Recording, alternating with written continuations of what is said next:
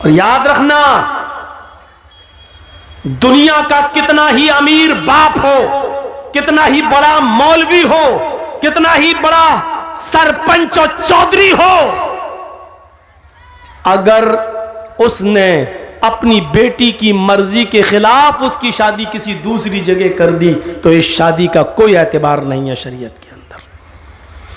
मसलन हम जहां करना चाह रहे हैं शादी, मेरी बेटी वहां तैयार नहीं है, मेरी बेटी जहां शादी करना चाह रही है वहां हम नहीं चाहते कि वो शादी करे, हमने अपनी पसंद का लड़का लाकर उसका निकाह करा दिया और बेटी मजबूर होकर उसके साथ निकाह करती है, लेकिन वो काजी से ये कहती है, काजी साहब निकाह पढ़ाने वाले से कहती है, मौलाना साहब ये निकाह मेरी मर्जी के खिलाफ मेरे बाप ने जो लड़का लाकर रख दिया है ये दिल से मुझे पसंद नहीं है, काजी साहब निकाह नहीं पढ़ाएंगे और अगर पढ़ा देते हैं तो उसके निकाह की कोई हैसियत नहीं है।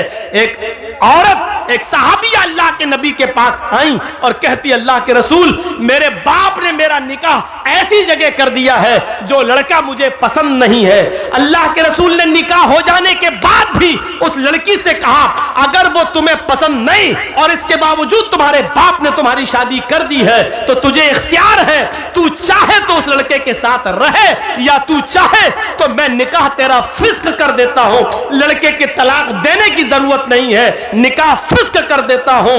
एक इद्दत गुजारेगी हैज की, जिसका निकाह फिस्क होगा उसकी इद्दत 3 महीने नहीं है, सिर्फ एक हैज उसकी, एक पीरियड उसकी इद्दत है। तुम एक पीरियड, एक माहवारी, एक एमसी, बस ये पीरियड गुजारो और जैसे ही तुम्हारा महीना हो, महीना से खत्म होने के बाद ही तुम दूसरी शादी कर सकती हो अपने मनपसंद लड़के के साथ। लेकिन लड़की को शादी के लिए वली की सख्त जरूरत है, अपने बाप की, सरपरस्त की, मालिक की जरूरत है। लड़की, ये सच है कि लड़की की मर्जी के बगैर निकाह नहीं होगा, लेकिन यह भी सच है कि लड़की अपनी मर्जी से अकेले भी निकाह नहीं कर सकती है, उसको निकाह के लिए वली की इजाजत चाहिए और वली उसका बाप है।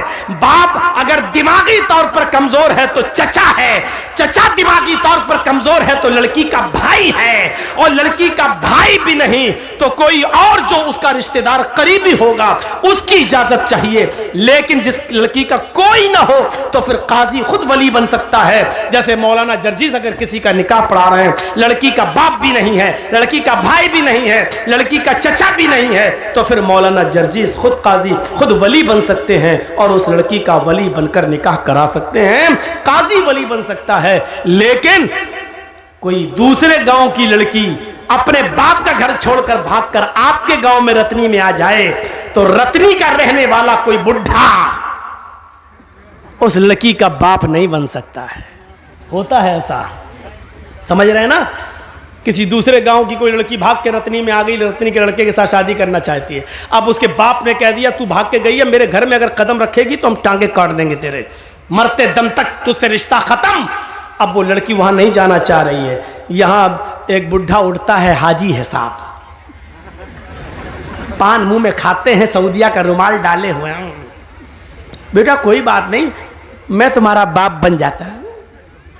तेरे बाप बन जाने से रिश्ता जायज नहीं हो जाएगा, वो लड़की भाग कर आई है, न किसी के बाप के बन जाने से न हाजी और नमाजी कोई मौलवी भी उसका बाप नहीं बन सकता है। मुंह बोले बाप की कोई हैसियत नहीं है शरीयत के अंदर। कल ये लड़की अगर हज करने जाती है तो मुंह बोले बाप के साथ नहीं जा सकती है, मुंह बोले भाई के साथ नहीं जा सकती है। शरीयत ने ये इजाजत नहीं दी जो चाहे उसका बाप बन जाए, फिर तो कोर्ट मैरिज भी इस्लाम में जायज हो जाएगी। जबकि हमारा सबका इज्तिमाई फतवा है, देवबंदी, बरेलवी, यहां तक के शिया भी, यहां तक के अहले हदीस भी, सबका इज्तिमाई फैसला है और इज्तिमाई फतवा है कि कोर्ट मैरिज माँ बाप की इजाजत के बगैर जो लड़के और लड़कियां कोर्ट में कर रहे हैं, इस्लाम के अंदर, शरीयत के अंदर इस कोर्ट मैरिज की कोई हैसियत नहीं है, यह जायज नहीं है। कोर्ट मैरिज के बावजूद लड़का और लड़की जिनाकारी करेंगे, हरामकारी करेंगे, उनसे जितनी औलाद पैदा होगी सब हरामी और नाजायज औलादें मानी जाएंगी। मेरे प्यारे साथियों, शरीयत के अंदर वली चाहिए, वली, लड़की को वली। तो इतनी इज्जत दी है इस्लाम ने औरत को कि औरत अपनी मर्जी से पहले लड़की का निकाह होगा, इजाज़त ली जाएगी, उसके बाद लड़के का निकाह होगा। अगर शादी के दिन ही लड़की मना कर देगा हम नहीं करेंगे, लौटाओ इन चोरों को, भगाओ भगाओ इन डाकुओं को, ये लूटने आए हैं, नहीं करेंगे। मेरे भाइयों, हमें और आपको फैसला करना पड़ेगा। तो इतनी जिहालत थी अरब के अंदर, लेकिन इस्लाम ने इतनी इज्जत बख्शी है औरत को, जहां लड़कियों को जिंदा दफन कर दिया जाता था। आप देख रहे हैं हिंदू धर्म के अंदर क्या है। ब्रह्मा जी ने अपने मुंह से ब्राह्मण को पैदा किया, हाथों से छत्री को पैदा किया, रान से वैश्य को पैदा किया और पैरों से शूद्र को पैदा किया। शूद्र हरिजन पैरों से पैदा है ब्रह्मा जी के। आगे लिखा है कि अगर कोई ब्राह्मण किसी शूद्र की लड़की पर गलत नजर डाल दे, अगर किसी ब्राह्मण को किसी शूद्र की लड़की पसंद आ जाए तो शूद्र को चाहिए कि अपनी बेटी उस ब्राह्मण लड़के को दे दे। लेकिन अगर किसी शूद्र को किसी ब्राह्मण की लड़की पसंद आ जाए, अगर किसी शूद्र को किसी ब्राह्मण की बेटी पसंद आ जाए, तो राजा को चाहिए कि उस शूद्र को पकड़कर उसकी दोनों आंखें फोड़ दे। इन जिन आंखों से उसने ब्राह्मण की बेटी को देखा उसकी आंखें फोड़ दे। गौर करें आप, ब्राह्मण को अगर पसंद आ जाए तो शूद्र को अपनी बेटी दे देना चाहिए, लेकिन शूद्र को अगर ब्राह्मण की बेटी पसंद आ जाए तो राजा को चाहिए कि वो शूद्र की दोनों आंखें फोड़ दे। ये इज्जत है औरत की हिंदू धर्म में, देख लीजिए आप। और इस्लाम इसके बरक्स क्या कहता है कि लड़की की इजाजत के बगैर तुम निकाह तक नहीं कर सकते हो। आपने देखा है कि औरत का मकाम इस्लाम के अंदर क्या है, और मजीद देखना चाहते हो तो आओ मैं तुम्हें दिखाऊं एक औरत को क्या सम्मान दिया है। कभी हज करने गए हो? नहीं। अल्लाह ताला हम सबको तौफीक दे हज करने की। अल्लाह रब्बुल आलमीन उस मुकद्दस मकाम पर हम सबको पहुंचाए। जब आप जाएंगे या जो लोग गए हैं उनसे पूछिए, आप पहले उम्रा करेंगे, और उम्रा जब आप करेंगे तो जाते ही आप एहराम की हालत में पहले खाने काबा का तवाफ करेंगे, 7 चक्कर लगाएंगे। खाने काबा का तवाफ पूरा करने के बाद आप मकाम इब्राहिम के पास 2 रकात नमाज पढ़ेंगे। अगर वहां जगह न मिल सके भीड़ में तो पूरे खाने काबा में जहां आपको जगह मिले वहां 2 रकात आप नमाज पढ़िए। फिर आपको जो दुआ मांगना है मांगिए। उसके बाद आपको सफा और मरवा की सई करना पड़ेगी, सफा और मरवा का चक्कर लगाना पड़ेगा। आपको पहला चक्कर सफा से शुरू करना है, मरवा तक जाना है, मरवा से फिर लौट के आना है, सफा तक जाना है।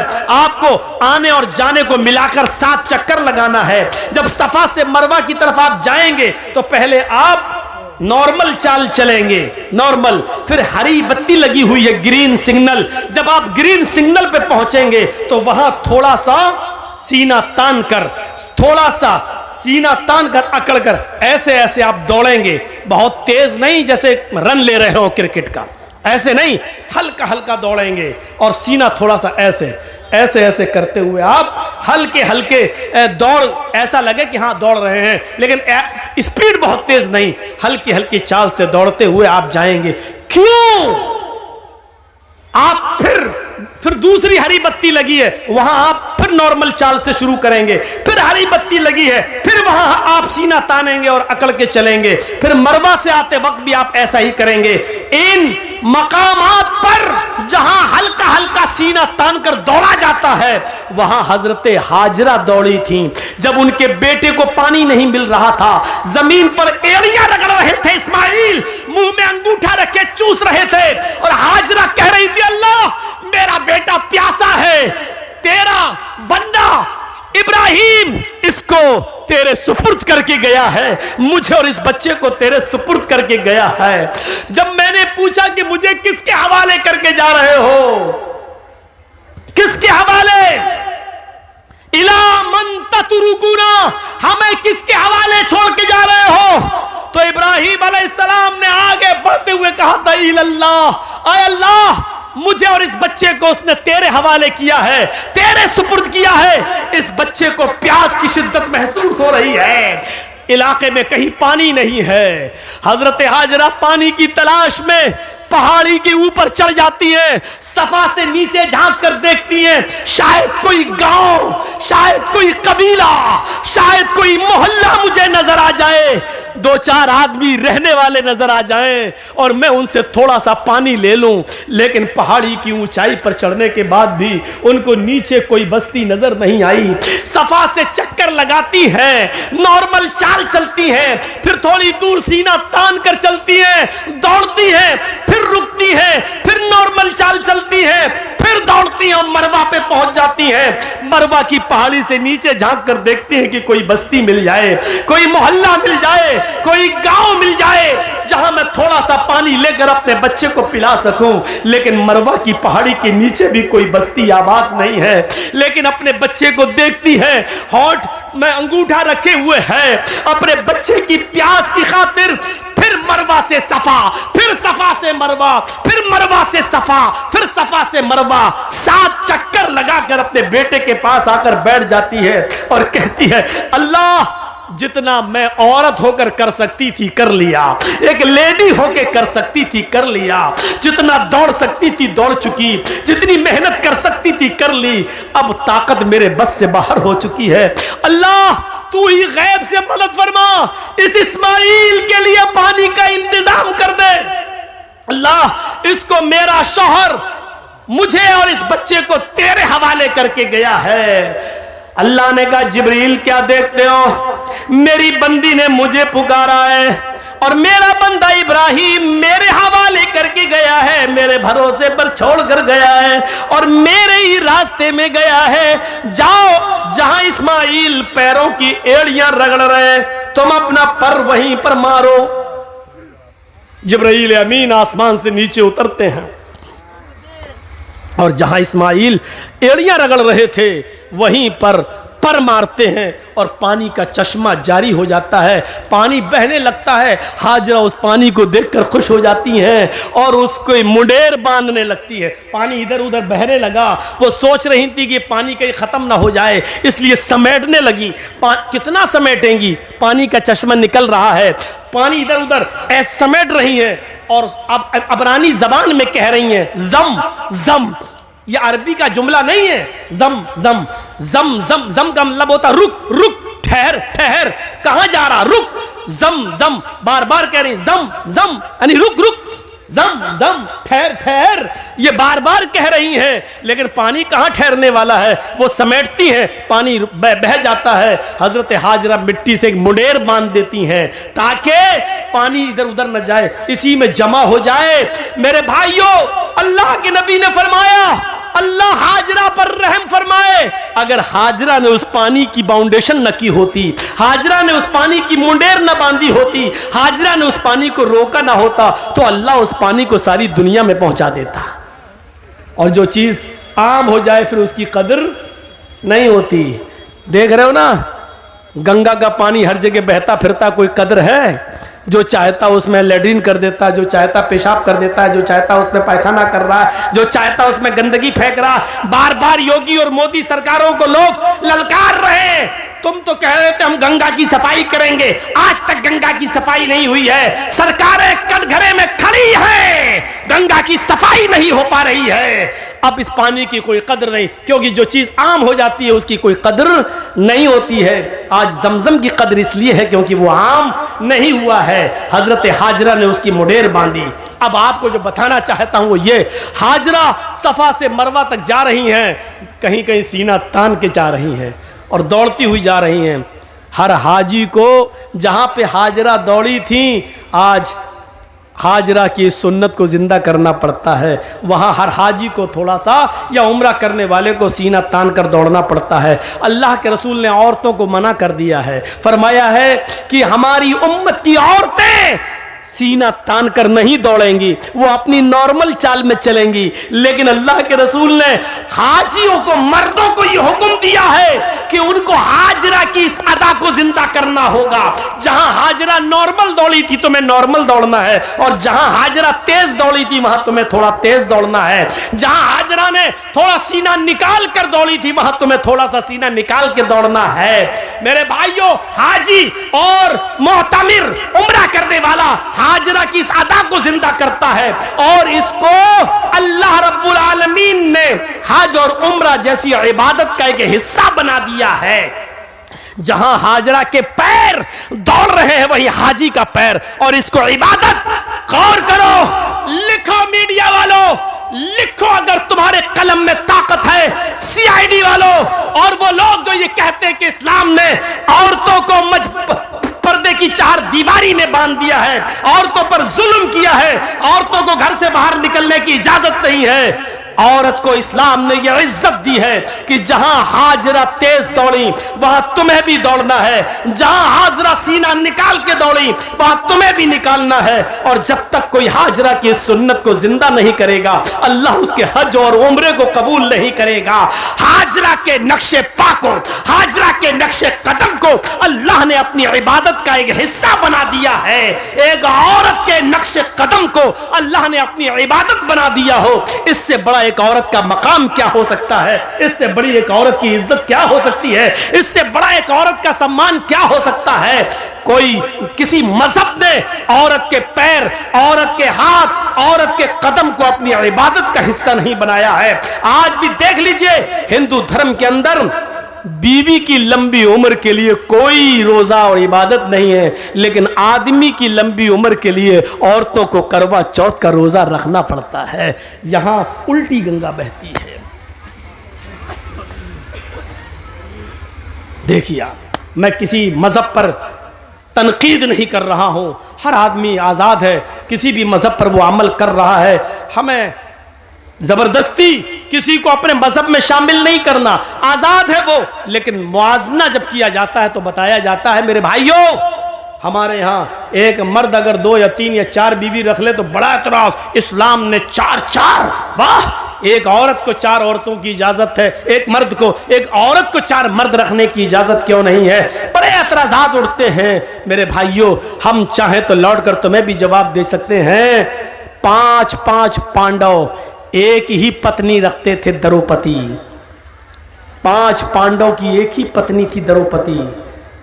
5 भाइयों ने एक ही औरत को रखा था, द्रौपदी। आप अंदाजा लगा सकते हैं, हमें वो लोग नसीहत करते हैं जो खुद शीशे के मकान में रहते हैं और हमारे पत्थर के मकान पर पत्थर, मजबूत मकान पर पत्थर मार के गिराना चाहते हैं। उनको ये नहीं मालूम कि तुम्हारा मकान शीशे का है। अगर इधर से जवाब में एक पत्थर हमने फेंक दिया है तो तुम्हारे मकान का हाल क्या होगा? मेरे भाइयों, जो खुद शीशे के मकान में रहते हो उनको दूसरों के पत्थर के मकान पर पत्थर फेंकने का हक नहीं है। उनको डरना चाहिए, अपने मकान के कमजोर होने का एहसास होना चाहिए, एहसास उनको होना चाहिए। जो हमारे नबी की 11 और 12 बीवियों पर एतराज करते हैं उनको कृष्ण कन्हैया की गोपियों की तादाद मालूम होनी चाहिए। 16,108 शीशे के मकान में रहने वाला किसी के मजबूत मकान पर पत्थर नहीं फेंकता है, क्योंकि वो जानता है कि अगर जवाब पे इसने पत्थर फेंका तो हमारे शीशे के मकान का हाल क्या होगा। इसलिए अक्लमंदी इसमें है कि आदमी किसी दूसरे के मजहब पर बगैर पढ़े लिखे तनकीद न करे, बल्कि हर मजहब को इज्जत की नजर से देखे। हम आपके मजहब की इज्जत करते हैं, लेकिन इस बात की इजाजत नहीं देते कि हमारे मजहब पर तनकीद हो। आप हमारे मजहब की इज्जत कीजिए और इस बात की इजाजत मत दीजिए कि हम आपके मजहब पर तनकीद करें। तनकीद करने का कोई हक नहीं है। मेरे भाइयों, जिस मजहब में जो अच्छाइयां हो वो ले लेना चाहिए। अच्छाई जहां से मिले वो हमारी खोई हुई अमानत है, उसे हमें ले लेना चाहिए। और बुराई जिस मजहब के अंदर भी हो, जिस धर्म के अंदर भी हो, उसको छोड़ देना चाहिए, चाहे वो किसी भी मजहब के अंदर पाई जा रही हो। मैं ये कह सकता हूं कि इस्लाम के अंदर कोई बुराई नहीं है, मुसलमानों में बुराइयों की कमी नहीं है।